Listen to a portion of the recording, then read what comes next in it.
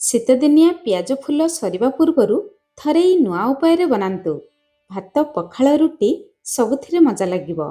Video ଶେଷରେ ଆପଣମାନେ ବି ଭାବିବେ ପିଆଜ ଫୁଲରୁ ଏମିତି ତରକାରୀ ବନିପାରେ। ଭିଡ଼ିଓକୁ ଶେଷ ପର୍ଯ୍ୟନ୍ତ ଦେଖିବା ପାଇଁ ଅନୁରୋଧ ରହିଲା।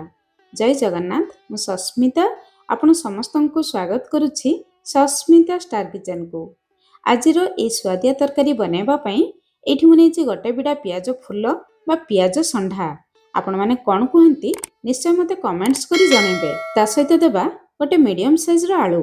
ଆଳୁ ଆପଣମାନେ ଅଧିକ ଦେଇପାରିବେ। କେବଳ ପିଆଜ ଫୁଲ ଆଳୁରୁ ଏହି ତରକାରୀ ବନେଇ ପାରିବେ। ଯେହେତୁ ଏବେ ଫୁଲକୋବି ମିଳୁଛି, ଅଳ୍ପ ଫୁଲକୋବି ଦେବା। ଏହି ତରକାରୀର ଟେଷ୍ଟ ବହୁତ ବଢ଼ିଆ ଆସିବ। ଏବେ ପିଆଜ ଫୁଲକୁ ଟିକେ ବଡ଼ ପିସେସ୍ରେ କାଟି ନେବା। ପ୍ରିୟ ଦର୍ଶକ ବନ୍ଧୁ, ଆପଣମାନଙ୍କୁ ଗୋଟେ ଅନୁରୋଧ, ଆଜିର ରେସିପି ପସନ୍ଦ ଆସିଲେ ଭିଡ଼ିଓକୁ ଲାଇକ୍ କରନ୍ତୁ, ନିଶ୍ଚୟ ଗୋଟେ ସେୟାର କରନ୍ତୁ। ଚ୍ୟାନେଲରେ ଯଦି ନୂଆ ଅଛନ୍ତି ଏଯାଏଁ ସବସ୍କ୍ରାଇବ୍ କରିନାହାନ୍ତି, ତଳେ ଥିବା ବ୍ଲାକ୍ କଲର୍ ସବସ୍କ୍ରାଇବ୍ ବଟନରେ ପ୍ରେସ୍ କରି ପ୍ଲିଜ୍ ଚ୍ୟାନେଲକୁ ସବସ୍କ୍ରାଇବ୍ କରନ୍ତୁ। ଫୁଲକୋବିକୁ ଟିକେ ମୋଟା ଆଉ ଆଳୁକୁ ଟିକେ ପତଳା କରି କାଟିବା। ତରକାରୀରେ ସବୁ ଜିନିଷ ସମାନ ଭାବରେ ସିଝିଯିବ। ଏବେ ଚାଲନ୍ତୁ ତରକାରୀ ବନେଇବା ଷ୍ଟାର୍ଟ କରିବା। କଢ଼େଇ ଗରମ କରି ଗୋଟେ ଛୋଟ ଚାମଚ ସୋରିଷ ତେଲ ଗରମ କରିବା। ଏହି ତରକାରୀକୁ ସୋରିଷ ତେଲରେ ବନେଇବେ, ଖାଇବା ପାଇଁ ଭଲ ଲାଗିବ। ଏଇଠି ମୁଁ ଅଳ୍ପ ତେଲ ବ୍ୟବହାର କରିଛି, ଆପଣମାନେ ଅଧିକ ତେଲ ବି ଦେଇପାରିବେ।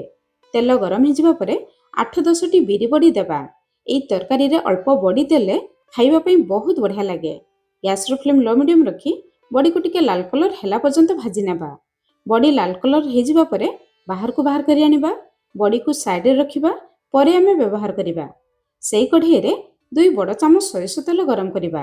ତେଲ ଭଲ ଭାବରେ ଗରମ ହେଇଗଲେ ଗୋଟେ ଛୋଟ ଚାମଚ ପଞ୍ଚଫୁଟଣ ଦେବା। ଫୁଟଣ ଭଲ ଭାବରେ ଫୁଟିଗଲେ 2ଟି ଶୁଖିଲା ଲଙ୍କା ଦେବା। ଏଇ ଲଙ୍କା ବେଶୀ ରାଗ ନାହିଁ। ବେଶ କିଛି ଭୃଷଙ୍ଗ ପତ୍ର ଦେବା। ଭୃଷଙ୍ଗ ପତ୍ର ନିହାତି ଦେବେ, ବହୁତ ବଢ଼ିଆ ବାସ୍ନା ଆସିବ। ସବୁ ଜିନିଷ ତେଲରେ ଫୁଟିଯିବା ପରେ ଗୋଟେ ବଡ଼ ସାଇଜ୍ର ପିଆଜ, ରାଗ ପାଇଁ 2-3ଟି କଞ୍ଚା ଲଙ୍କା ଦେବା। ଆପଣମାନେ ଯେତିକି ରାଗ ଖାଇବେ ସେହି ହିସାବରେ ଶୁଖିଲା ଲଙ୍କା, କଞ୍ଚା ଲଙ୍କା ମିଶାଇକି ଦେବେ। ଗ୍ୟାସ୍ର ଫ୍ଲେମ୍ ଲୋ ମିଡ଼ିୟମ୍ ରଖି ପିଆଜକୁ ହାଲକା ଭାଜିବା, ବେଶୀ ପୋଡ଼ିବେ ନାହିଁ। କେବଳ ପିଆଜର କଞ୍ଚା ବାସ୍ନା ଯିବା ପର୍ଯ୍ୟନ୍ତ ହାଲକା ଭାଜିବା। ପିଆଜ ହାଲକା ଭାଜିଯିବା ପରେ ପ୍ରଥମେ କାଟି ରଖିଥିବା ଆଳୁକୁ ଦେବା। ଆଳୁକୁ ତରକାରୀରେ ସିଝିବା ପାଇଁ ଟିକେ ଅଧିକ ସମୟ ଲାଗିବ, ସେଥିପାଇଁ ପ୍ରଥମେ ଆଳୁକୁ ଭାଜିବା। ଆଳୁକୁ ଭାଜିବା ସମୟରେ ଲୁଣ ହଳଦୀ କିଛି ଦେବା ନାହିଁ। ସେମିତି ଗ୍ୟାସ୍ର ଫ୍ଲେମ୍ ଲୋ ମିଡ଼ିୟମ୍ ରଖି 2 ମିନିଟ୍ କଭର କରି ଭାଜିବା, ଯାହାଦ୍ୱାରା ଆଳୁ ଭାଜିବା ସମୟରେ ଅଳ୍ପ ସିଝିଯିବ। 2 ମିନିଟ୍ ପରେ ଏଇଠି ଦେଖନ୍ତୁ ଆଳୁ ହାଲକା ଭାଜି ଆସିଲାଣି।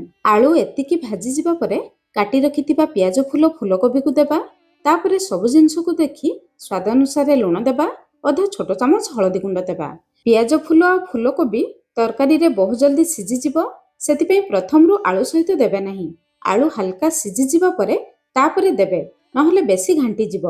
ଏବେ ଫୁଲକୋବି ଆଉ ପିଆଜ ଫୁଲରୁ ବହୁତ ପାଣି ବାହାରିବ, ସେଥିପାଇଁ ଗ୍ୟାସ୍ର ଫ୍ଲେମ୍ ମିଡ଼ିୟମ୍ ରଖି 2 ମିନିଟ୍ ଲେଖାଏଁ 2 ଥର, ତାମାନେ 4 ମିନିଟ୍ କଭର କରି ଭାଜିବା। ମଝିରେ ଥରେ 2 ଥର ଗଳେଇ ଦେବେ। ସେଇ ଭିତରେ ଚାଲନ୍ତୁ ଆଉ କିଛି ଜିନିଷ ଆମେ ବନେଇବା।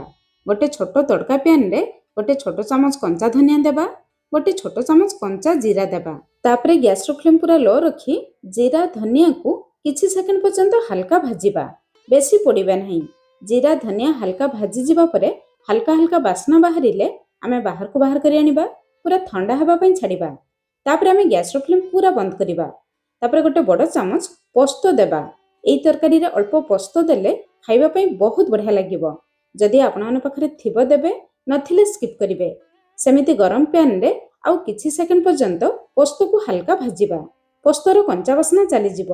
ତାପରେ ଆମେ ବାହାରକୁ ବାହାର କରି ଆଣିବା। ତାପରେ ଗୋଟେ ହେମଦସ୍ତା ନେବା, ଜିରା, ଧନିଆକୁ ଗୁଣ୍ଡ କରିବା।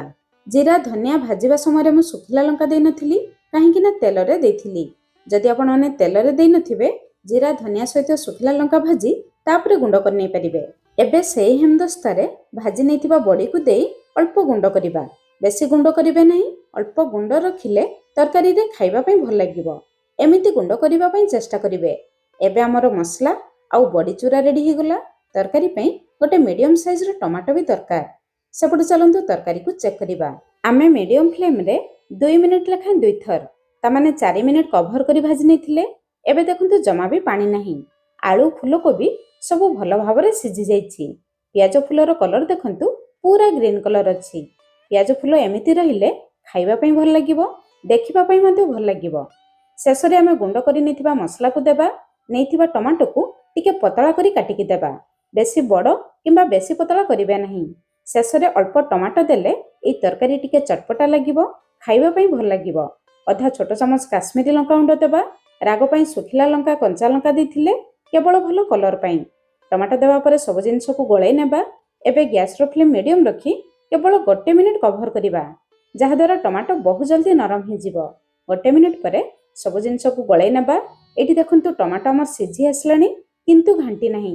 ଭଜା ତରକାରୀରେ ଟମାଟୋ ଘାଣ୍ଟି ଗଲେ ଖାଇବା ପାଇଁ ଭଲ ଲାଗେ ନାହିଁ। ଶେଷରେ ଗୁଣ୍ଡ କରି ରଖିଥିବା ଭଜା ବଡ଼ି, ଭଜା ପୋସ୍ତକୁ ଦେବା। ଭଜା ଶେଷରେ ବଡ଼ି ଦେବେ। ବଡ଼ି ଟିକେ କୁଡ଼ମୁଡ଼ିଆ ଲାଗିବ, ଭଜାରେ ଖାଇବା ପାଇଁ ଭଲ ଲାଗିବ। ଭଜା ଶେଷରେ ଏଇ 2ଟି ଜିନିଷ ଦେଲେ ଭଜାର ଟେଷ୍ଟ ଦେଖିବେ ପୁରା ଡବଲ ହେଇଯିବ। ଏବେ ଆମ ରେଡ଼ି ହେଇଗଲା ନୂଆ ପ୍ରକାରର ମିକ୍ସ ଭଜା। ଭଜାର କଲର ଆଉ ଟେକ୍ସଚର ଦେଖନ୍ତୁ କେତେ ଡେଲିସିୟସ୍ ଦେଖାଯାଉଛି। ଆପଣମାନେ ନିହାତି ଥରେ ଏଇ ପ୍ରୋସେସରେ ବନେଇବେ, ଆଉ କେମିତି ଲାଗିଲା ନିହାତି କମେଣ୍ଟସ୍ କରି ଜଣାଇବେ। ତାହେଲେ ଆପଣଙ୍କ କମେଣ୍ଟସ୍ ଅପେକ୍ଷାରେ ଆଜି ପାଇଁ ରହିଲି। ପୁଣି ଦେଖା ହେବା ନୂଆ ରେସିପିରେ। ଧନ୍ୟବାଦ।